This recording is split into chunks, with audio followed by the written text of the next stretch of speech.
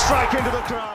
வணக்கம் நண்பர்களே, welcome to my channel CCF. So India versus England second test match நம்ம சேப்பாக்கில் நடந்து முடிஞ்சிருச்சு. ஒரு சூப்பரான ஒரு த்ரில்லிங் மேட்ச் பார்த்த எஃபெக்ட்டுங்க, அதுல எந்த டவுட்டுமே கிடையாது. ஒரு கிளிஃப் ஹேங்கர்னே சொல்லலாம். ஐ திங்க் சேப்பாக்கில் இன்டர்நேஷனல் T20s எடுத்துக்கிட்டு I think this is one of the best மேட்ச்னு கண்டிப்பா சொல்லலாம் மக்களே. அதுல எந்த டவுட்டுமே கிடையாது. அண்ட் மக்கள் காசு கொடுத்து போய் அங்க மேட்ச் பார்க்க போயிருந்தாங்க பாத்தீங்களா, ஒரு பைசாவும் ஒரு ருப்பியும் வந்து பாத்தீங்கன்னா ஒர்த்துங்க, அதுல எந்த டவுட்டுமே கிடையாது. சோ இந்த ஒரு பர்டிகுலர் சென்னை விக்கெட் வந்து பாத்தீங்கன்னா அந்த டிபிக்கல் சென்னை விக்கெட், அந்த 165 170 விக்கெட் எப்பவுமே வந்து பாத்தீங்கன்னா இன்ட்ரெஸ்டிங்கா இருக்கும். பேட்ஸ்மேனும் ரன் ஸ்கோர் பண்ணலாம், பவுலர்ஸ்க்கும் வந்து பாத்தீங்கன்னா அசிஸ்டன்ஸ் இருக்கும். ஒரு சூப்பர், அதான் நான் சொன்ன மாட்டீங்களா, டிப்பிக்கலான சேப்பாக் விக்கெட். அதாலதான் என்டர்டெய்னிங்கா இருந்துச்சு match. To be very honest, ரெண்டு டீமுக்குமே நம்ம பாராட்டுகள் சொல்லி ஆகணும். இன்னும் ரெண்டு டீமுமே நல்லா ஃபைட் பண்ணாங்க. கடைசி ஓவர் வரைக்கும் மேட்ச் போச்சு. ஓவராலா வந்து பாத்தீங்கன்னா கிரிக்கெட் ஜெயிச்சதுன்னு தான் கண்டிப்பா சொல்லி ஆகணும். பட் எண்ட் ஆஃப் த டே ஏதாவது ஒரு டீம் ஜெயிச்சுதான் ஆகணும். அந்த வகையில இந்தியா வந்து பாத்தீங்கன்னா சூப்பரா 2 விக்கெட்ஸ் வித்தியாசத்துல த்ரில்லிங்கா அந்த மேட்சை வின் பண்ணிட்டாங்க. அண்ட் சீரீஸ்லயும் வந்து பாத்தீங்கன்னா 2-0 சொல்லி போயிட்டாங்க. So England will be disappointed, ஏன்னா அவ்வளவு ஒரு சூப்பர் ஃபைட் கொடுத்தாங்க. பட் அன்பார்ச்சுனேட்லி அவங்களால வின் பண்ண முடியல. திலக் வர்மா அன்பலிவபிள் இன்னிங்ஸ்ங்க. One of the best T20 innings நான் பார்த்ததுல ரீசெண்ட் டைம்ஸ்ல. ஏன்னா நான் ஒரு விஷயம் சொல்றேன், இந்த 72 இருக்குல்ல, இந்த 72 இஸ் ஃபார் பெட்டர் தான் அவர் அடிச்ச அந்த 200ங்க சவுத் ஆப்பிரிக்கால. எஸ், சவுத் ஆப்பிரிக்கால போய் 200 அடிக்கிறது it's not a easy joke, புரியுதா உங்களுக்கு? ஸோ அந்த வகையில அவர் செம்மையா விளாண்டாரு, அதுக்கு கிரெடிட் கொடுத்துடலாம். பட் இந்த 72 தான் வந்து பாத்தீங்கன்னா திலக் வர்மாவோட பெஸ்ட் T20 இன்னிங்ஸ் நான் சொல்லுவேன். பிகாஸ் சிச்சுவேஷன் அந்த மாதிரி அண்டர் ப்ரெஷர்ல, ஓகேங்களா, நல்ல குவாலிட்டி போலிங்ல நீங்க இந்த மாதிரி ஒரு நாக் விளையாடி டீமை வின் பண்ணி கொடுக்குறீங்கன்னா அதுக்கு நம்ம திலக் வர்மாவை நிறைய விஷயங்களை பாராட்டியே ஆகணும். எனக்கு என்ன இன்னொரு விஷயம் ரொம்ப பிடிச்சிருந்ததுன்னா, திலக் வர்மாவோட மெச்சூரிட்டி, அவரோட டெம்பரமெண்ட், புரியுதா உங்களுக்கு? இந்த கேம் ஸ்டார்ட் பண்ணும்போது அவர் அக்ரெசிவா ஆடிட்டு இருந்தார். பட் இன்னொரு பக்கம் விக்கெட் விழ அவர் என்ன பண்ணாரு பாத்தீங்கன்னா, சிச்சுவேஷனுக்கு ஏற்ற மாதிரி அடாப்ட் பண்ணிக்கிட்டார், புரியுதா உங்களுக்கு? அண்ட் ஒரு ஸ்டேஜுக்கு மேல அவருக்கு கிளியரா தெரிஞ்சிருச்சு, ஓகே இந்த கேமை வந்து நம்மளாலதான் பினிஷ் பண்ண முடியும், ஸோ கடைசி வரைக்கும் வந்து நம்ம ஸ்டே பண்ணி ஆகணும்ன்ற ஒரு விஷயத்த பண்ணாரு. அது மட்டும் இல்லாமல் திலக் வர்மாவோட ஷார்ட் செலக்ஷன்ஸ் எனக்கு ரொம்ப பிடிச்சிருந்ததுங்க. எஸ், அவரோட ஃபேவரட் ஷாட்ஸ் வந்து பாத்தீங்கன்னா அந்த ஒரு ஃபைன் லெக் மேல இப்படி தூக்கி அடிக்கிறது தான். ஸோ அந்த ஷார்ட் பால்காக தான் அவர் வெயிட் பண்ணுவாரு. நிறைய டாப் பேஜ் எல்லாம் 6 போச்சு, பட் T20ல அது சகஜம் தான். பட் அவரோட ஷார்ட் செலக்ஷன்ஸ் அதெல்லாம் ஃபென்டாஸ்டிக்கா இருந்தது. எஸ்பெஷலி அந்த கட் ஷாட்ஸா இருக்கட்டும், இல்ல கவர் டிரைவ்ல அந்த ஷாட்ஸா, கவர்ஸ்ல அடிக்கிற ஷாட்ஸா இருக்கட்டும், எல்லாருமே செம்மையா இருந்ததுங்க. எஸ்பெஷலி அவர் ஜோஃப்ரா ஆர்ச்சரை வந்து பாத்தீங்கன்னா பாயிண்ட்ல அப்படியே சும்மா புல்லட் மாதிரி ஒரு 6 ஒன்று அடிப்பார் பாத்தீங்களா, பிளாட்டா, அதெல்லாம் அல்டிமேட்டா இருந்துச்சுன்னு தான் சொல்ல முடியும். So huge congratulations to Tilak Varma for playing a fantastic match winning innings. அதுல எந்த டவுட்டுமே கிடையாது. ஹாப்பியா இருக்குங்க, ஒரு யங்ஸ்டர் இந்தியாவை வந்து பாத்தீங்கன்னா கடைசி வரைக்கும் நின்று வின் பண்ணி கொடுக்கறது வந்து பாத்தீங்கன்னா ரியலி ஃபீல்ஸ் குட். ஏன்னா இந்த மாதிரி நிறைய மேட்ச் நம்ம சேப்பாக்ல பார்த்திருக்கோம். நம்ம MS தோனி வந்து பாத்தீங்கன்னா கடைசி வரைக்கும் கேம் எடுத்துட்டு போயிட்டு வின் பண்ணி கொடுத்துருக்காரு. ஸோ அந்த வகையில வந்து பாத்தீங்கன்னா இந்த ஒரு சூப்பர் வென்யூல திலக் வர்மா இந்த மாதிரி ஒரு நாக் விளையாண்டது வந்து பாத்தீங்கன்னா அவருக்குமே ஒரு மிகப்பெரிய ரிமெம்பரன்ஸ் இருக்கும். அண்ட் கண்டிப்பா சென்னை மக்களும் வந்து பாத்தீங்கன்னா அவ்வளவு சீக்கிரம் இந்த மாதிரி மேட்ச் எல்லாம் வந்து என்னைக்குமே மறக்கவே மாட்டாங்க. And England will be disappointed. நான் திருப்பி சொன்ன மாதிரி நல்ல ஒரு ஆப்பர்ச்சுனிட்டி கிடைச்சது, அந்த சந்து கிடைச்சோன்னே உள்ள பூந்துருக்கணும் அவங்க, பட் அன்பார்ச்சுனேட்லி விட்டாங்க. ஹாரி புரூக், அவரை பத்தி ஆல்ரெடி நான் வந்து பாத்தீங்கன்னா ஒரு வீடியோ போட்டிருந்தேன். ஐ திங்க் நீங்க எல்லாரும் பார்த்திருப்பீங்க. எஸ், ஃபாகுனால ஸ்மாகுனால இதனாலதான் நாங்க தோத்தோம் அப்படின்லாம் ஒரு கேவலமான ஒரு எக்ஸ்கியூஸ சொன்னாரு. இன்னைக்கு அதே மாதிரிதான் அவரும் அவுட் ஆனாரு. இப்ப மூஞ்சி தூக்கி எங்க வச்சுப்பாரு? சோ கண்டிப்பா வந்து பாத்தீங்கன்னா ஹாரி புரூக் கொஞ்சம் அவரோட வாயை கண்ட்ரோல் பண்ணணும். இஷ்டத்துக்கு வந்து மீடியா கிட்ட வளரக்கூடாது. ஏன்னா இன்னைக்கு நம்ம ஆட்கள் மட்டும் அவரை வச்சு செய்யல, அவர் ஊர் ஆட்களே வந்து பாத்தீங்கன்னா அவரை வச்சு செய்யறாங்க சோசியல் மீடியால. அந்த அளவுக்கு ட்ரோலிங் போயிட்டு இருக்கு. And I don't think so இதுக்கப்புறம் பாத்தீங்கன்னா இங்கிலீஷ் டீம் வந்து இவரை வந்து பிரஸ் கான்ஃபரன்ஸ்க்கு பேச அனுப்புவாங்கன்னு சொல்லிட்டு. இவர் வைஸ் கேப்டன் ஆஃப் த டீமுங்க, கொஞ்சமாவது அந்த ஒரு ரெஸ்பான்சிபிலிட்டி வேணும், நம்ம என்ன பேசுறோம்னு சொல்லிட்டு. ஜாஸ் பட்லர் எடுத்துக்கோங்க எக்ஸாம்பிள். இந்த மேட்ச்ல ஆஸ் எ கேப்டனா அண்டர் பிரஷர்ல எவ்வளவு கூலா இருந்தாரு, சூப்பரா ஃபீல்ட் செட்டிங் பண்ணாரு, போலிங் சேஞ்சஸ் பண்ணாரு. அதே மாதிரி ஒரு மேட்சை தோத்தா ஆப்போனன்ட்க்கு கிரெடிட் கொடுக்குறாரு, ஒரு ப்ராப்பர் கேப்டன். சோ அதை நிறைய விஷயங்கள் கத்துக்கணும். புரூக் இன்னைக்கு வந்து வைஸ் கேப்டனா இருக்காரு, பட் நாளைக்கு ஃபியூச்சர்ல கேப்டன் ஆனா அதுக்கேற்ற ஸ்கில், அதுக்கேற்ற மைண்ட் செட், அதுக்கேற்ற அந்த ஒரு டிசிப்ளின், அதெல்லாம் அவர் நிறைய கத்துக்கணும். வெறும் ஸ்கில் மட்டும் இருந்தா பத்தாது. ஆஸ் எ கேப்டனா நிறைய விஷயங்களும் அவர் வந்து தெரிஞ்சுக்கணும் இன் ஃபியூச்சர். ஏன்னா இன்னைக்கு அவர் வைஸ் கேப்டன்றது வந்து அதுவே ஒரு பெரிய ரோல் தான், புரியுதா உங்களுக்கு, உங்க கண்ட்ரிக்கு நீங்க பண்றது. சோ ஐ திங்க் கண்டிப்பா ஹாரி புரூக் வந்து இந்த அடியில இருந்து நிறைய விஷயங்களை கத்துப்பாருன்னு நினைக்கிறேன். பார்க்கலாம் அவர் எப்படி 30-20ல விளையாடுறாருன்னு சொல்லிட்டு. சோ ஓவரால் இந்த மேட்ச் வந்து பாத்தீங்கன்னா சூரியகுமார் யாதவ் டாஸ் இன் பண்ணி போலிங் எடுத்தாரு. எனக்கு பர்சனலா என்ன தோணுச்சுன்னா, சின்ஸ் இந்த விண்டர்ல சேப்பாக்ல அவ்வளவா டியூ இருக்காதுன்றதை நான் ஏற்கனவே என்னோட ப்ரிவியூல லைவ்ல நான் சொல்லியிருந்தேன். அதே கேட்ட மாதிரி தான் இந்த மேட்ச்ல பாத்தீங்கன்னா பெருசா டியூலாம் இல்ல. ஸோ ஜென்ரலா நம்ம IPL மேட்சஸ் எல்லாம் பார்த்திருக்கோம்ல, ஃபர்ஸ்ட் பேட்டிங் ஆடி 170 180 CSK அடிச்சிருவாங்க, அதை டிஃபெண்ட் பண்ணுவாங்க மோஸ்டா. ஸோ அந்த மாதிரி ஒரு விக்கெட் தான் இது ஆக்சுவலி. ஓகே, நீங்க ஏன்னா இந்தியா வின் பண்ணிருக்கலாம், பட் எனக்கு தெரிஞ்சு சூரியகுமார் யாதவ் டாஸ் இன் பண்ணி பேட்டிங் ஆடி இருந்தாருன்னா இன்னுமே பெட்டரா இருந்திருக்கும். இந்தியா வந்து ஒரு 180 போஸ்ட் பண்ணியிருந்தாங்கனாலே இங்கிலாந்து வந்து இந்த கண்டிஷன்ஸ்ல ஒண்ணுமே ஸ்ட்ரகிள் ஆயிருப்பாங்க. ஸோ அவர் போலிங் எடுத்தாரு, பிட் ஆஃப் அ கேம்பிள் தான். பட் இந்தியா டீசெண்டா போலிங் போட்டு 165 வந்து ரெஸ்ட்ரிக்ட் பண்ணாங்க இங்கிலாண்டை. பட் நல்லா ஞாபகம் வச்சுக்கோங்க, at the same time India will be disappointed also. ஏன்னா ஒரு ஸ்டேஜ்ல 113 for 6 இங்கிலாந்து இருந்தாங்க. அங்க இருந்து அப்படியே ஒரு 150க்குள்ள சுருட்டி இருக்கணும். பட் 165 வரைக்கும் அடிக்க விட்டதே வந்து பாத்தீங்கன்னா ஒரு தப்பான ஒரு விஷயம். இங்கிலாந்து பொறுத்த வரைக்கும் பாத்தீங்கன்னா நாட் ஐடியல் ஸ்டார்ட்டுங்க. வழக்கம் போல சால்ட் சீக்கிரமா அவுட் ஆயிட்டாரு, இன்னொரு பக்கம் பென் டக்கெட் அவுட் ஆயிட்டாரு. சூரியகுமார் யாதவ் வந்து பாத்தீங்கன்னா கரெக்டான டைம்ல வாஷிங்டன் சுந்தரை கொண்டு வந்து பென் டக்கெட் விக்கெட் எடுத்துட்டாரு. அண்ட் சீரியஸாவே நிறைய விஷயங்கள் வந்து இங்கிலாந்துக்கு இந்த ஒரு பர்டிகுலர் T20லயும் டாப் ஆர்டர்ல கிளிக் ஆகல. அண்ட் வழக்கம் போல வந்து பாத்தீங்கன்னா ஜாஸ் பட்லர் அதுக்கப்புறம் ஹாரி ப்ரூக் ஒரு பார்ட்னர்ஷிப் ஸ்டிச் பண்ணிட்டே இருக்கும் போது ப்ரூக் வழக்கம் போல வருண் சக்கரவர்த்தி பால்ல போல்ட் ஆயிட்டாரு. அண்ட் அதுக்கு அடுத்த வர பிளேயர்ஸ் லிவிங்ஸ்டனா இருக்கட்டும் எல்லாருமே ஒரு ஸ்டார்ட் தான் கொடுத்தாங்க. பட் ஜேமி ஸ்மித் சூப்பரா விளாண்டாருங்க. ஜஸ்ட் 12 balls 21 runs, ஃபேண்டாஸ்டிக்கான ஒரு இன்னிங்ஸ். கண்டிப்பா அவருக்கு வந்து கிரெடிட் கொடுத்தே ஆகணும். அன்பார்ச்சுனேட்லி அவுட் ஆயிட்டாரு. அது வந்து ஒரு கேம்பிள் எடுத்தாரு சூரியகுமார் யாதவ். சடனா அபிஷேக் சர்மா எடுத்துட்டு வந்தாரு. ஒரு 6-4 போச்சு. அட் த சேம் டைம் விக்கெட்டும் விழுந்துருச்சு. So end of the day எனக்கு பர்சனலா அது தேவையில்லாத ஒரு ஆணின்னு தோணுச்சு. But end of the day wicket விழுந்ததுனால அது ஒரு மாஸ்டர் ஸ்ட்ரோக்கா வந்து அமைஞ்சிருச்சு under the captainship of Suryakumar Yadav. அதை நம்ம வந்து பெருசா ஒன்றும் பண்ண முடியாது. But good contribution from Brydon கார்ஸுங்க. அவர் வந்து ஒரு 17 balls 31 ரொம்ப குரூஷலான ஒரு நாக்கு. அப்புறம் லாஸ்டா வந்து பாத்தீங்கன்னா ஜோஃப்ரா ஆர்ச்சரும் சரி அதில் ரஷீதும் சின்ன சின்ன ஒரு நாக் விளாண்டாங்க. 10 runs 12 runs. அதுதான் மெயின் ரீசன் அவங்களால 165 அச்சீவ் பண்றதுக்கு. நல்லா ஞாபகம் வச்சுக்கோங்க, இங்கிலாந்து 2 சேஞ்ச் பண்ணாங்க இந்த மேட்ச்ல. பிரைடன் கார்ஸ் உள்ள வந்தாரா, அதுக்கப்புறம் ஜேமி ஸ்மித்தும் உள்ள வந்தாரு. வந்த 2 பேருமே வந்து பாத்தீங்கன்னா இம்பாக்ட் கிரியேட் பண்ணாங்கன்னு தான் நான் சொல்லுவேன். இந்தியா பொறுத்த வரைக்கும் பாத்தீங்கன்னா 2 வந்து ஃபோர்ஸ்ட் சேஞ்ச், ஒன்றும் பண்ண முடியாது. ரிங்கு சிங் இன்ஜுரி 2 மேட்ச்ல கிடையாது. அதுக்கப்புறம் பாத்தீங்கன்னா நிதிஷ்குமார் ரெட்டி அவருக்கும் ஃபிங்கர் இன்ஜுரி. அவர் வந்து இந்த என்டையர் சீரீஸுமே கிடையாது. அதனாலதான் வந்து பாத்தீங்கன்னா த்ரூ ஜீரோலும் வாஷிங்டன் சுந்தரம் உள்ள வந்தாங்க. ஸோ இந்தியாவோட போலிங் எடுத்துக்கிட்டீங்கன்னா அதான் சொன்ன மாதிரி பாத்தீங்கன்னா டெஃபினட்டா அவங்க வந்து ஒரு டைம்ல 150ல ரெஸ்ட்ரிக்ட் பண்ணிருக்கணும் இங்கிலாண்டை. கொஞ்சம் லைட்டா போட்டு விட்டாங்க. பட் ஸ்டில் நல்லா போட்டாங்க. பிக் ஆஃப் த போலர்ஸ் எடுத்துக்கிட்டீங்கன்னா நம்ம ஸ்பின்னர்ஸ் தான் கண்டிப்பா. அக்சர் பட்டேல் நல்லா போட்டு 2 wickets எடுத்தாரு. வருண் சக்கரவர்த்தியும் வந்து பாத்தீங்கன்னா கொஞ்சம் அவர் ஸ்டாண்டர்ட்ஸ்க்கு எக்ஸ்பென்சிவா இருந்தாலும் 2 wickets எடுத்தாரு. அதே மாதிரி ரவி பிஷ்னாய் எப்பவுமே வந்து எக்கனாமிக்கலா இருப்பாரு, அது எந்த டவுட்டுமே கிடையாது.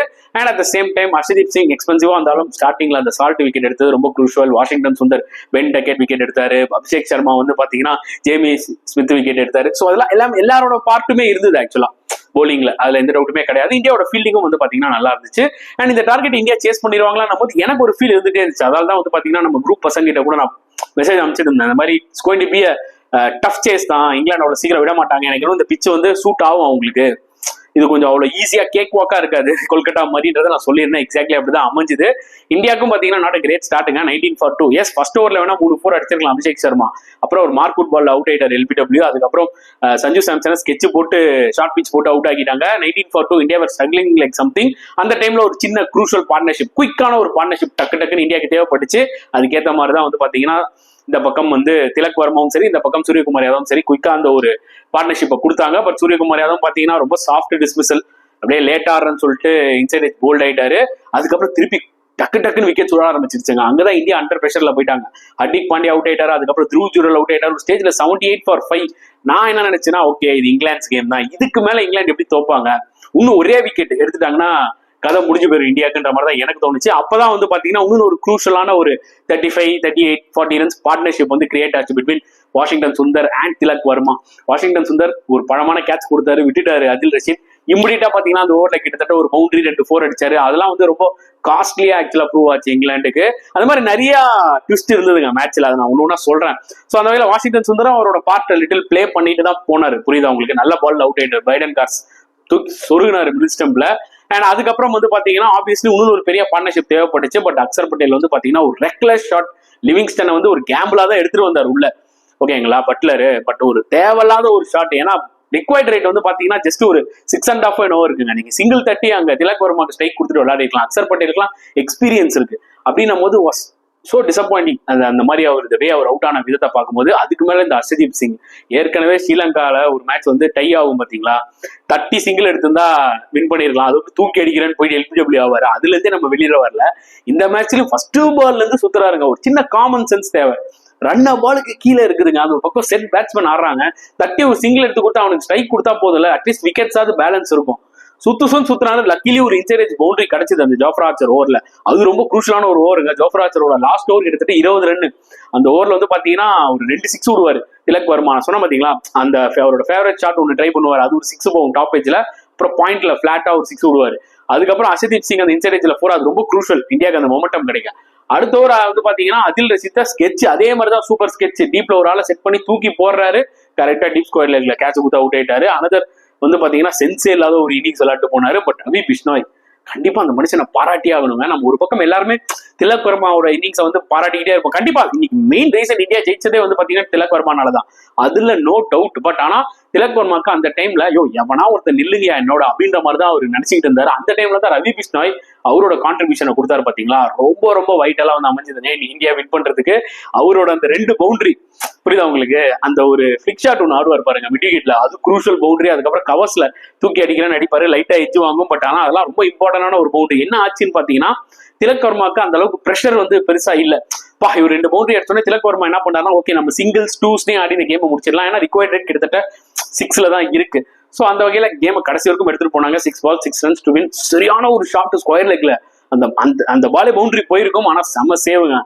டீப் ஸ்கொயர் லெக்ல இருந்து ஒரு டைவ் அடிச்சு லிவிங்ஸ்டன் சேவ் பண்ணாரு பாருங்க, வேற லெவல்ல இருந்துச்சு. அண்ட் 5 balls 4 runs இருக்கும்போது கவர்ஸ்ல சூப்பரா ஒரு ஷாட் ஆடி வின் பண்ணி கொடுத்துட்டாரு திலக் வர்மா. அண்ட் இந்த வே அவர் செலிப்ரேட் பண்ணதை பார்க்கும்போது எவ்வளவு கான்பிடண்டா இருக்காண்டா இந்த பையன் அப்படின்ற மாதிரி தான் எனக்கு தோணுச்சு. கண்டிப்பா இருக்குங்க, ஏன்னா நீங்க சவுத் ஆப்பிரிக்கா மாதிரி ஒரு கண்டிஷன்ஸ்ல அங்க போயிட்டு நீங்க வந்து பேக் டு பேக் 100s அடிச்சுட்டு வரீங்கன்னா உங்களோட கான்பிடன்ஸ் லெவல் வேற மாதிரி தான் இருக்கும், அதுல எந்த டவுட்டுமே கிடையாது.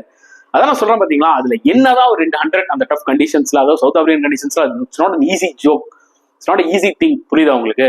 ஸோ அங்க பெர்ஃபார்ம் பண்ணிட்டு வந்திருக்காருன்னா, பட் இந்த 72 வந்து பாத்தீங்கன்னா அதை விட பெஸ்ட் இன்னிங்ஸ்ங்க, அது சொல்லி ஆகணும், அதுல எந்த டவுட்டுமே கிடையாது. அதே மாதிரி இங்கிலாந்தோட போலிங் எடுத்துக்கிட்டீங்கன்னா பிரைடன் கார்ஸ் இந்த மேட்ச்க்குள்ள வந்தாரு. பேட்டிங்ல ஒரு 31, போலிங்ல ஒரு 3 wickets, ஃபேண்டாஸ்டிக்கான மேட்சிங் அவருக்கு, அதுல எந்த டவுட்டுமே இல்ல.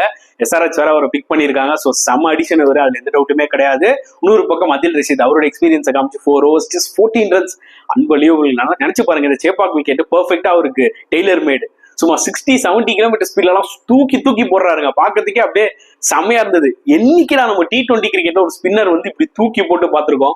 ஏன்னா பிச்சில் அந்த கிரிப் இருக்குல்ல, அதை வச்சு அவரோட எக்ஸ்பீரியன்ஸ் யூஸ் பண்ணி போட்டாரு, செம்மையா இருந்தது. மற்றபடி மார்க் கூட்டா இருக்கட்டும், எல்லாருமே செம்ம பேசா போட்டாங்க. ஜோஃபர் ஆர்ச்சர் கண்டிப்பா இது ஒரு ஃபர்கெட்டபிள் மேட்ச். ஏன்னா 60 ரன் 4 ஓவர்ல நீங்க ஜோஃபர் ஆர்ச்சர் கொடுப்பாருன்னு நினைச்சு பார்த்திருப்பீங்க கனவுல கூட, இல்ல நான் நினைச்சு பார்க்கல.